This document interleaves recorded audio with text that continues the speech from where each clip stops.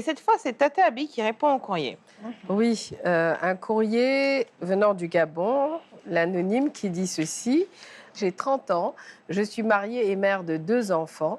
Depuis toujours, mon époux ne me laisse jamais parler à des personnes que j'ai connues avant lui, c'est-à-dire mes camarades de classe, mes ex-collègues de service, hommes ou femmes. Bref, à cause de ça, je me sens super isolée et déconnectée du monde. En réalité, il est tout ce que j'ai et je n'aime pas ça. Je n'ai plus rien. Je suis dépassée. J'ai besoin d'un conseil, s'il vous plaît. Alors, moi, je pense, cher Anonyme, que c'est un choix que tu as opéré dès le départ. Parce qu'il y a des choses qu'il ne faut pas accepter au début d'une relation. Tu as accepté de couper les ponts avec tout le monde parce que ton mari te l'a demandé, il ne veut plus voir tes amis, il ne veut plus voir tes camarades de classe. Je suppose que pour ta famille, ça doit être pareil. Et je pense qu'à cette allure, il va juste te détruire, quoi. Il va te détruire. Mais toi, tu lui auras aussi tendu le bâton pour te frapper. Bon, je pense que c'est ton mari, c'est pas ton geôlier.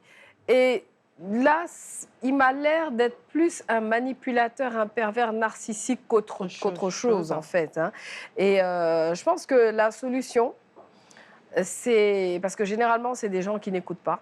C'est peut-être de faire intervenir un parent, je ne sais pas, tes parents à toi ou les siens, dans cette affaire. Essayer de leur en parler parce qu'en fait, pour éventuellement lui faire entendre raison. Parce que franchement, là, tu risques de plonger, c'est le sujet du jour d'ailleurs, Dans la dépression totale et profonde.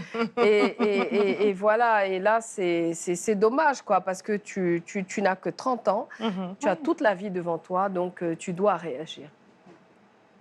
Oui. Tata Inès? Oui, d'abord, je me demande ce qu'il fait, ce mari-là. On dirait qu'il ne travaille pas à vouloir la surveiller. Il ne faut rien, à vouloir lui interdire d'être en contact avec ses amis ou autre. Je ne comprends vraiment pas cette façon d'être là. Et j'aime bien la phrase, ce n'est pas votre geôlier, c'est votre époux. C'est quand même pas faisable. Et déjà, il faut que vous ayez dans votre famille quelqu'un à qui vous allez en parler, qui se fera votre complice.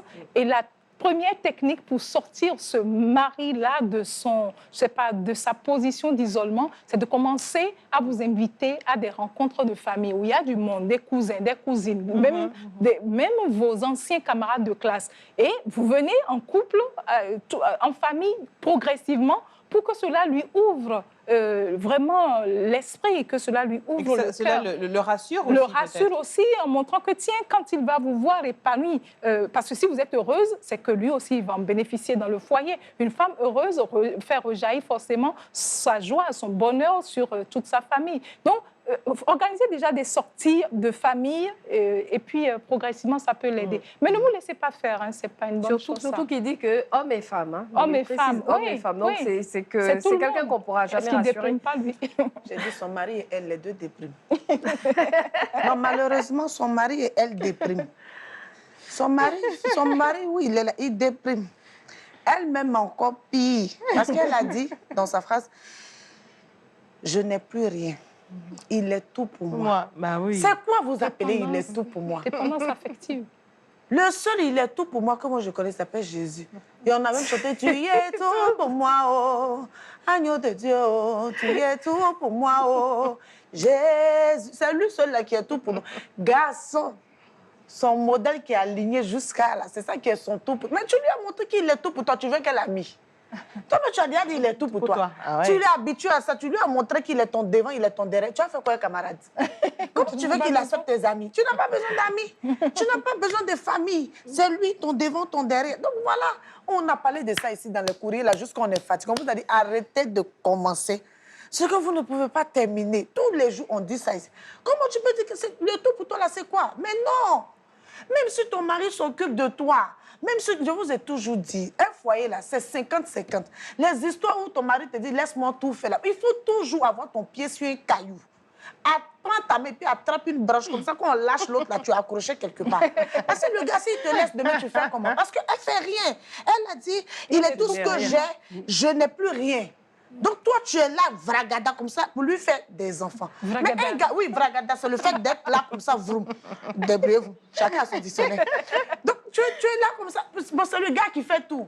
Mais quand c'est comme ça, tu deviens son Effectivement. Tu deviens C'est elle qui tu s'est engages, montrée en fait. vulnérable Voilà. et dépendante Tu de lui. engages, en fait. Si au début, tu avais impliqué justement tes amis, ta famille et tout ce qui va avec, il allait savoir que... Mais, Elle lui a donné le tu bâton n'as- pour la Merci. frapper. Donc, allez voir un psy. Ton mari et toi, il était là tout à l'heure.